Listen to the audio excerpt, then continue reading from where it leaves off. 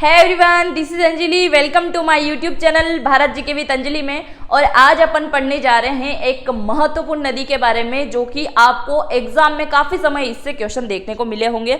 इससे पहले मैंने हिमालय अफवाह तंत्र की सारी नदियां कंप्लीट करवा दी हैं। अगर आपने अभी तक वो वीडियो नहीं देखा है तो वीडियो जरूर देखें, क्योंकि आपकी आने वाली एग्जाम से संबंधित उसमें मैंने क्वेश्चन कंप्लीट करवाए हैं, जो कि बहुत सहायक होने वाले हैं। उसके अंतर्गत मैंने सिंधु नदी, ब्रह्मपुत्र और गंगा नदी तीनों की तीनों हिमालय अफवाह तंत्र की नदियां कंप्लीट करवा दी हैं। उसके बाद मैंने बोला था कि मैं आपको प्रायद्वीपीय नदियां यानी कि पूर्व से पश्चिम बहने वाली नदियां भी मैं आपको कवर करवाने वालूंगी।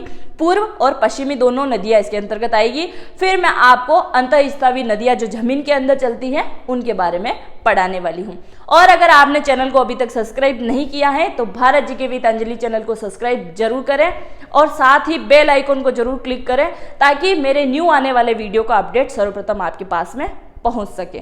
तो चलिए शुरुआत करते हैं आज के इस नए सेशन की, जिसके अंतर्गत क्या होगा, दक्षिण भारत की प्रमुख नदियां, मध्य भारत की प्रमुख नदियां, ये सारी की सारी चीजें मैं आपको कवर करवाने वाली हूं।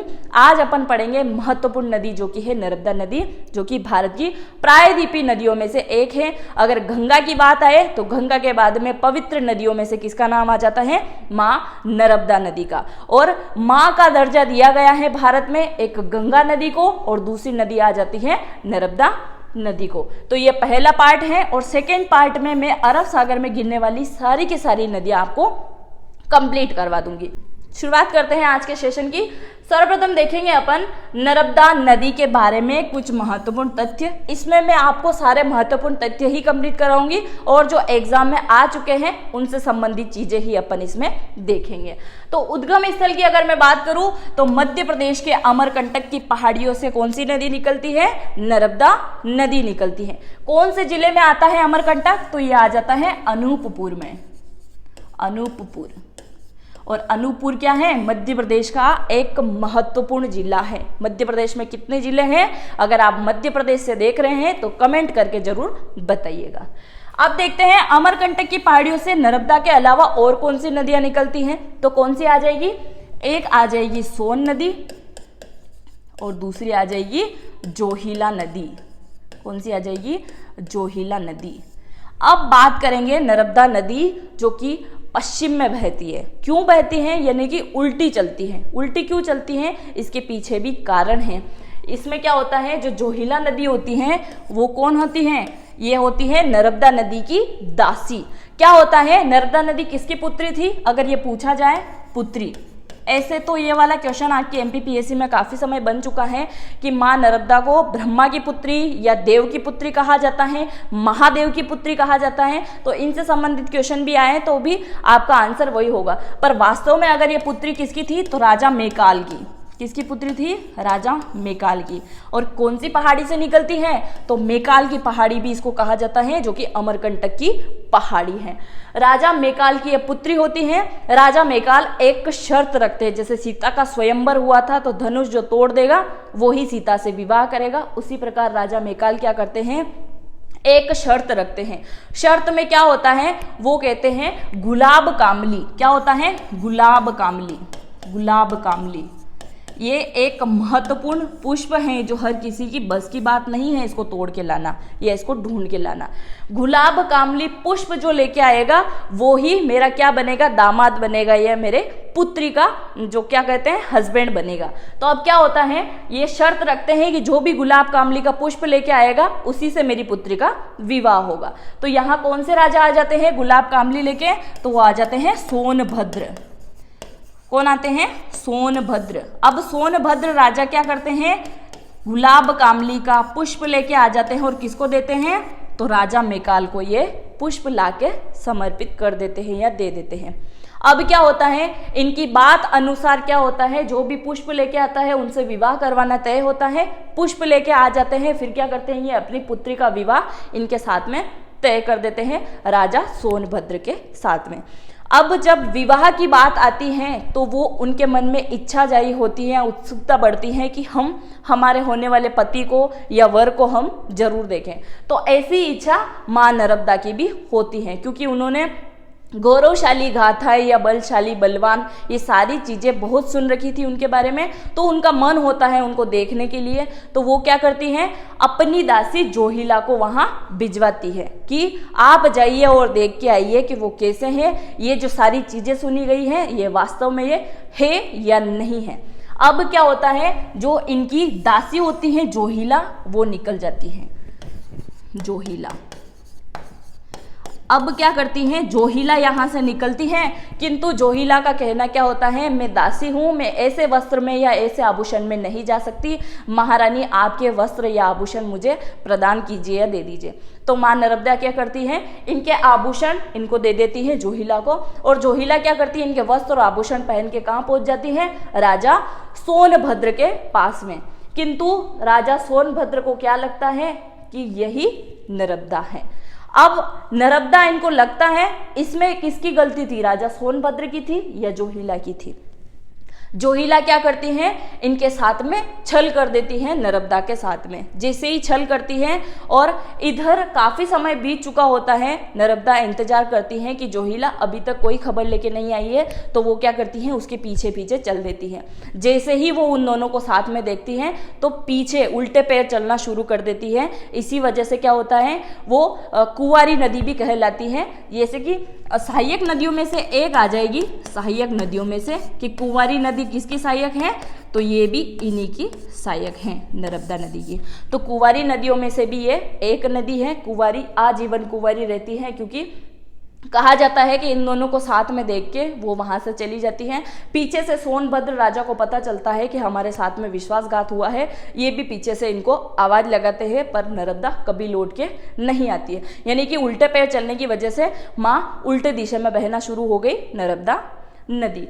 इसी के साथ में इतिहास जब दोहराया जाए तो जोहिला नदी को अपवित्र नदी, दूषित नदियों में से एक कहा जाता है।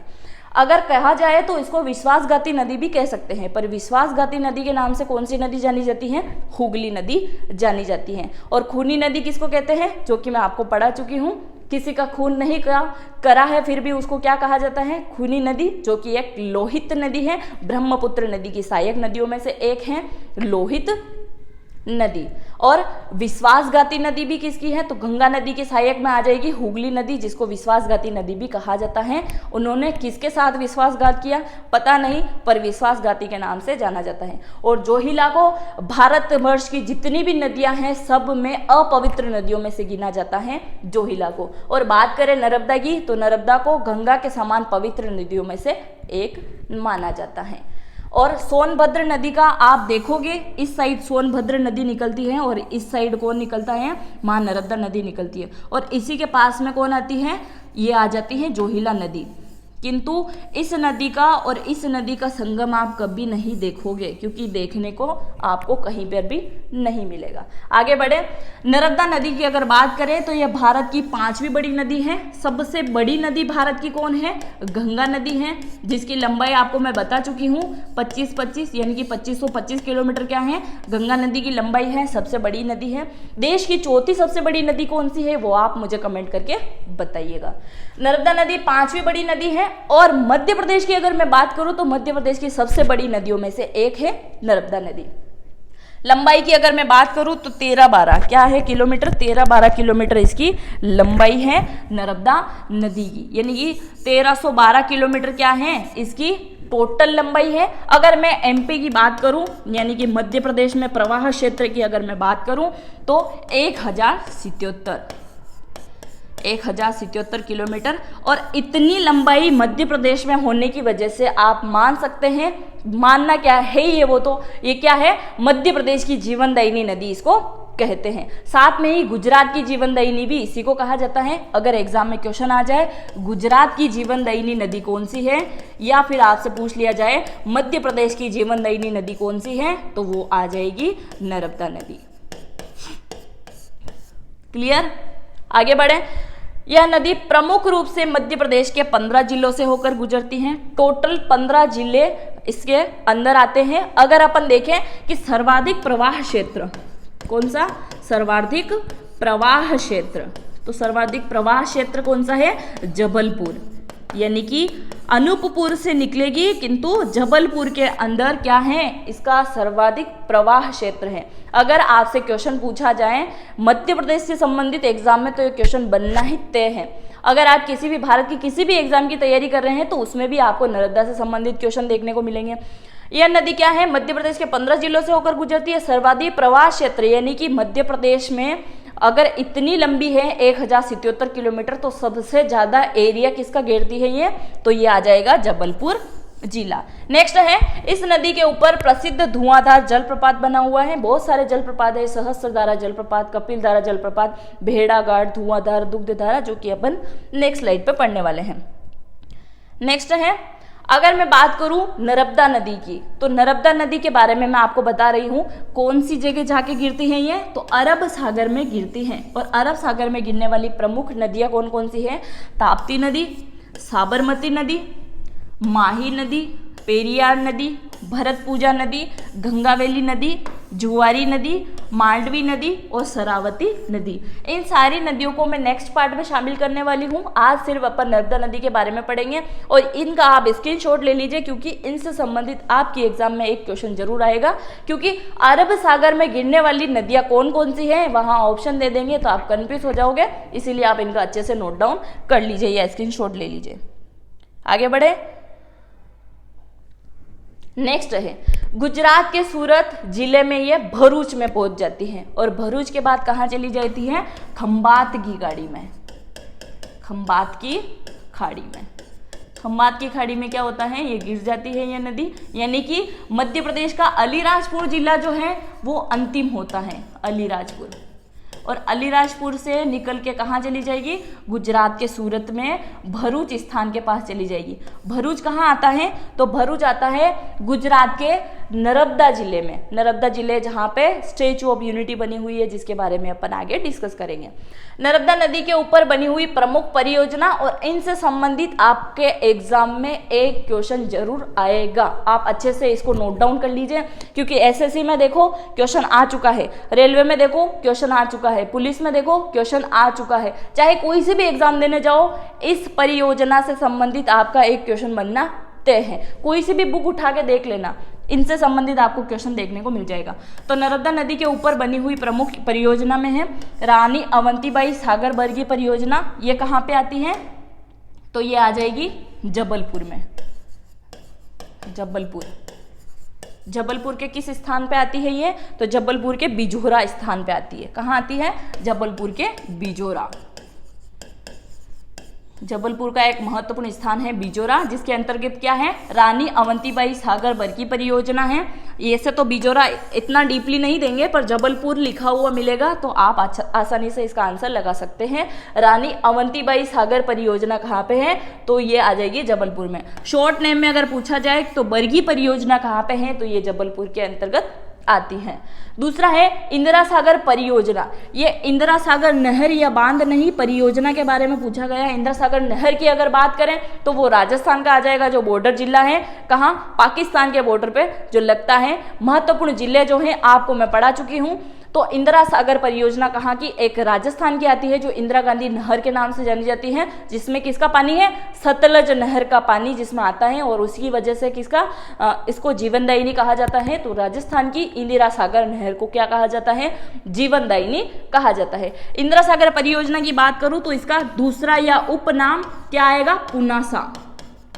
पुनासा बांध आप बोल सकते हैं, पुनासा बांध।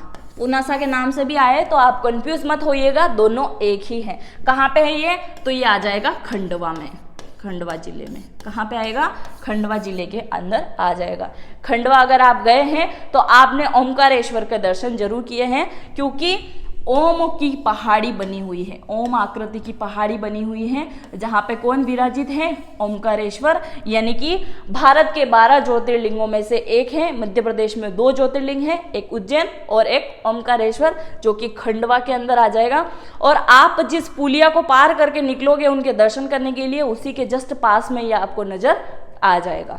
आगे बढ़े, सरदार सरोवर बांध परियोजना, और इसको आप अच्छे से आईएमपी लगा लीजिए, क्योंकि ये काफी समय आपके एग्जाम में आ चुका है। तो सरदार सरोवर बांध परियोजना कौन सी नदी पर बना हुआ है? नर्मदा नदी पर बना हुआ है। सारे के सारे मैं जो आपको पढ़ा रही हूँ परियोजना सारी की सारी कहाँ है? नर्मदा नदी के ऊपर बनी हुई है। सरदार सरोवर बांध परियोजना किस नदी पर बना हुआ है? तो नर्मदा नदी पर। ये क्वेश्चन बनेगा। नेक्स्ट क्वेश्चन बनेगा, संयुक्त परियोजना है तो कौन कौन से राज्य जो हैं इसके लाभान्वित हैं? तो कौन से राज्य हैं? पहला आ जाएगा गुजरात, क्योंकि सबसे ज्यादा कौन लाभान्वित हैं? गुजरात। फिर नाम आता है मध्य प्रदेश का, फिर आता है महाराष्ट्र, और फिर किसका नाम आएगा? राजस्थान का। तो क्या है? चारों के चारों राज्य जो हैं इसके लाभान्वित में से एक है। अगर नर्मदा नदी की मैं बात करूं तो लंबाई सबसे ज्यादा मध्य प्रदेश में है, किंतु लाभान्वित एरिया की अगर बात करूं तो गुजरात। क्या है? गुजरात। गुजरात को सबसे अधिक फायदा होता है नर्मदा नदी से, और दूसरे नंबर पे आ जाता है मध्य प्रदेश। दोनों की दोनों क्या है? जीवनदायिनी नदी दोनों राज्य की कही जाती हैं, किंतु सबसे ज्यादा लाभान्वित क्षेत्र गुजरात का आ जाएगा। कुछ कुछ प्रभावित जिले हैं मध्य प्रदेश के, जहां उन गांवों को खाली करवाया जाता है, बाढ़ आ जाती है बहुत सारा, तो नुकसान करती है नदी। आगे बढ़े।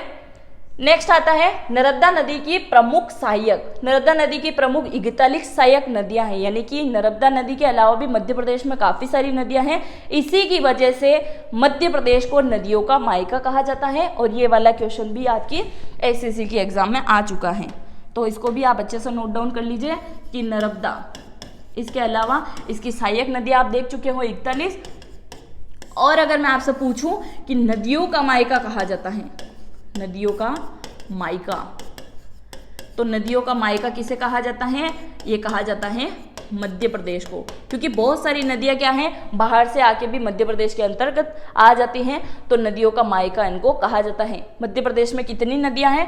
200+ नदियां हैं, जो कि आप मुझे कमेंट करके बताएंगे कितनी नदियां हैं। बंजर नदी, कुंदी नदी, शेर नदी, हिरण नदी, दूधी नदी, हथिनी नदी, शक्कर नदी, तवा नदी और मान नदी क्या है? यह महत्वपूर्ण रूप से इनकी सहायक नदियों में से एक है।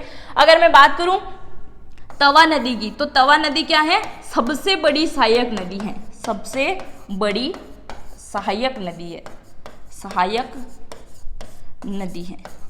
सबसे बड़ी सहायक नदियों में से एक है तवा नदी। किसकी? नर्मदा नदी की सबसे बड़ी सहायक नदी आपसे पूछ ली जाए तो कौन आ जाएगी? तवा नदी। उसके बाद में आपने एमपीपीएससी के क्वेश्चन में देखा, इसमें देखा होगा एग्जाम में, मान नदी, हथिनी नदी और शक्कर नदी। शक्कर नदी, शक्कर नदी, इनसे संबंधित एग्जाम में क्वेश्चन बनते हैं। इनसे भी आ जाते हैं कभी कभी, पर अधिकतर इन 4 नदियों से संबंधित ही आपकी एग्जाम में क्वेश्चन बनेंगे। तो ये 4 तो आपको प्रमुख रूप से याद होनी ही चाहिए। इसके अलावा अगर मैं बात करूं नर्मदा नदी का एक और अन्य नाम जिससे उसको जाना जाता है, तो उसको रेवा के नाम से भी जाना जाता है। रेवा, रेवा, रेवा कहा जाता है। कहाँ कहा जाता है वो मैं आपको आगे बताने वाली हूँ। आगे बढ़े।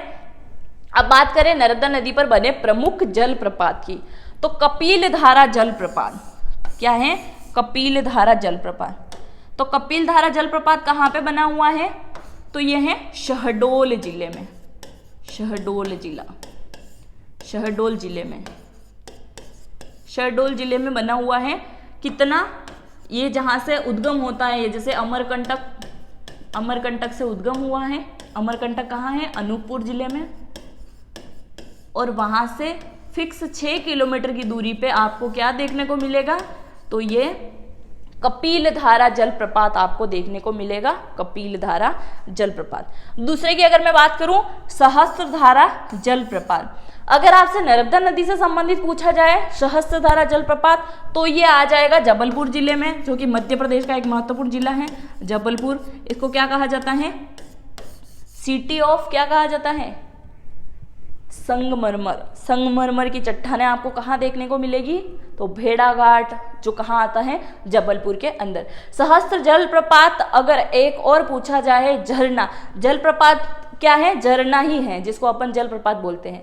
तो सहस्त्रधारा जलप्रपात अगर नर्मदा नदी का नाम नहीं दिया जाए या फिर स्टेट के अकॉर्डिंग पूछा जाए तो मध्य प्रदेश तो है ही है। और अगर आपको मध्य प्रदेश वहां ऑप्शन में नहीं देखने को मिला है तो फिर उत्तराखंड का देहरादून वहां सही आएगा, क्योंकि उत्तराखंड के देहरादून में भी एक सहस्त्रधारा जलप्रपात है।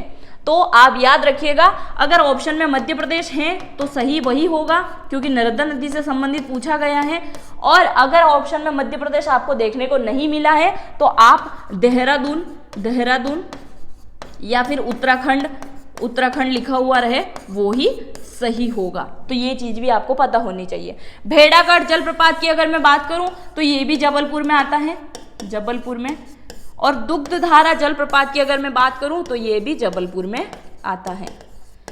तो दुग्धधारा को क्या कहा जाता है? धुआंधार जलप्रपात भी इसको कहा जाता है, धुआंधार। अब धुआंधार क्यों कहा जाता है? धुएं की आकृति में यहाँ इसका पानी उठता है क्योंकि यहाँ से 15 मीटर समथिंग ही है, 15 मीटर की ऊंचाई से क्या होता है, भेड़ाघाट की जो चट्टानें हैं जबलपुर में वहां से पानी गिरता है। तो पानी इस आकृति में हो जाता है कि दूध की धारा जैसा दिखाई देता है, पर नीचे आने पर क्या हो जाता है, उसमें धुआं उठना शुरू हो जाता है, धुएं जैसी आकृति दिखाई देती है। इसीलिए क्या कहा जाता है? धुआंधार जलप्रपात भी इसको कहा जाता है। आगे बढ़े, नेक्स्ट है नर्मदा नदी के बारे में कुछ महत्वपूर्ण तथ्य जो कि आपको पता होना चाहिए और इससे संबंधित भी आपकी एग्जाम में आपको क्वेश्चन जरूर देखने को मिलेगा। तो नर्मदा नदी के बारे में कुछ महत्वपूर्ण तथ्यों में से एक है, नदी के ऊपर गुजरात में दुनिया का सबसे ऊंची मूर्ति स्टैचू ऑफ यूनिटी बनी हुई है। इससे पहले कौन सी मूर्ति थी सबसे बड़ी? Statue of liberty. कहाँ पे स्थित है वो आप कमेंट जरूर करिएगा। स्टैचू ऑफ यूनिटी कहाँ बनी हुई है? गुजरात में बनी हुई है। किसकी मूर्ति है? सरदार वल्लभ भाई पटेल, सरदार वल्लभ भाई पटेल की क्या है? मूर्ति बनी हुई है। जो कौन थे? ये देश के पहले उप प्रधानमंत्री और गृह मंत्री दोनों के पद पे ये रह चुके हैं, सरदार वल्लभ भाई पटेल। कितनी ऊंची मूर्ति है? 182 मीटर, इतनी ऊंची इनकी मूर्ति है और ये दुनिया की सबसे ऊंची मूर्ति में से एक है। और इसको बनाने का कार्य किसको दिया गया था या इसके वास्तुकार पूछे जाए तो राम सुथार, जो कि आप अच्छे से जानते हैं। आगे बढ़े, नर्मदा नदी को रिवर ऑफ प्लेजर भी कहा जाता है, यानी आनंदित नदी आप बोल सकते हैं। आप बोलते हो ना बहुत सी बार, कोई भी काम करते हैं कोई तो माय प्लेजर बोलते हैं, कोई सामने वाला अगर थैंक यू बोले कुछ भी तो रिवर ऑफ प्लेजर इसी को कहा जाता है, या आनंदित अनुभवी ये नर्मदा नदी, आनंदित अनुभवी नर्मदा नदी आप बोल सकते हो। मध्य प्रदेश की राजकीय मछली महासीर मछली इसी नदी पे पाई जाती है। तो महासीर जो मध्य प्रदेश की राजकीय मछली है वो कहाँ देखने को मिलेगी आपको? इसी नदी में, यानी नर्मदा नदी के अंदर। खोसला समिति को लेके जो नर्मदा नदी विवाद बना हुआ है, नर्मदा नदी को लेके एक विवाद बना हुआ है, इसको दूषित कर रहे हैं, इससे रेत निकाल रहे हैं, इसको खनन कर रहे हैं, तो उससे संबंधित खोसला समिति बनाई गई है जो कि अभी विवाद में है। नर्मदा नदी विकास प्राधिकरण की स्थापना 1985 में हुई है और ये आपके एमपी कांस्टेबल का क्वेश्चन है, एमपी पुलिस कांस्टेबल का। तो आप इसको अच्छे से याद रखिएगा क्योंकि बहुत डीपली जाए तो बहुत डीपली क्वेश्चन पूछ सकते हैं, और अगर नॉर्मल पूछ रहे हैं तो नॉर्मली आ सकता है। तो नर्मदा नदी विकास प्राधिकरण की स्थापना 1985 में होती है। मध्य प्रदेश की जीवन रेखा कही जाती है और साथ में ही गुजरात की जीवन रेखा भी इसी को कहा जाता है। किसको कहा जाता है? नर्मदा नदी को गुजरात की जीवन रेखा भी इसी नदी को कहा जाता है। इसके अलावा एक और महत्वपूर्ण प्रश्न है, इसके अलावा एक और नर्मदा नदी से महत्वपूर्ण प्रश्न बनेगा। नर्मदा नदी के किनारे बसे शहर कौन कौन सा आ जाएगा? जबलपुर, अनूपपुर, बड़वाह, महेश्वर, बालाघाट। तो ये महत्वपूर्ण शहर है जो किसके किनारे बसे हुए हैं। इसके अलावा आपने देखा था ओमकारेश्वर, तो ये सारे जो शहर हैं ये नर्मदा नदी के किनारे बसे हुए शहर में से एक है। महेश्वर मैंने आपको बताया है, महेश्वर की साड़ी बहुत प्रसिद्ध है। अगर आपके घर में किसी का विवाह हो तो वहाँ से साड़ी जरूर खरीदिएगा क्योंकि महेश्वर में साड़ी बहुत अच्छी मिलती है। मैं किसी का प्रमोशन नहीं कर रही हूँ, बस बता रही हूँ कि महेश्वर में साड़ी अच्छी मिलती है। रतलाम में सोना अच्छा मिलता है, मैं आपको पढ़ा चुकी हूँ सारे जिले मध्य प्रदेश के। जब मैंने आपको बताया था कि र वाली चीज़ें रतलाम में, स वाली चीज़ें बहुत अच्छी मिलती हैं। स से शराब, समोसा, साड़ी, सोना और जितनी भी चीज़ें आ जाए वो सारी की सारी रतलाम के अंदर मिलती हैं। एक और महत्वपूर्ण प्रश्न बना था जो कि आपने एमपीपीएससी में देखा था कि मध्य प्रदेश में प्रमुख परियोजना तो मैंने आपको बता दी है कि संयुक्त परियोजना चल रही है, एक पुनासा बांध वगैरह आपको बताइए। कितनी टोटल छोटी बड़ी योजना चल रही है, तो 3000 प्लस चलती है, 3000 प्लस। तो ये भी आपको अच्छे से याद होना चाहिए। तो ये थी नर्मदा नदी के बारे में कुछ महत्वपूर्ण बातें या तथ्य जो मैं आपको बता चुकी हूँ। अगर इसके अलावा भी कोई भी तथ्य या कोई महत्वपूर्ण बात जो मुझे बतानी चाहिए थी और मेरे से रह गई है तो वो आप मुझे कमेंट करके जरूर बताइएगा। और अगर आपने चैनल को सब्सक्राइब नहीं किया है अभी तक तो चैनल को जरूर सब्सक्राइब कर दीजिएगा, क्योंकि मेरे आने वाले न्यू वीडियो का अपडेट सर्वप्रथम आपके पास में पहुंच सके। और इसके अलावा नेक्स्ट पार्ट भी मैं कल लेके आने वाली हूं, तो आप इसको अच्छे से पढ़िए और नोट डाउन कर लीजिए, क्योंकि आपको इससे संबंधित एग्जाम में क्वेश्चन जरूर देखने को मिलेगा। मिलते हैं नेक्स्ट वीडियो में। जय हिंद, जय भारत।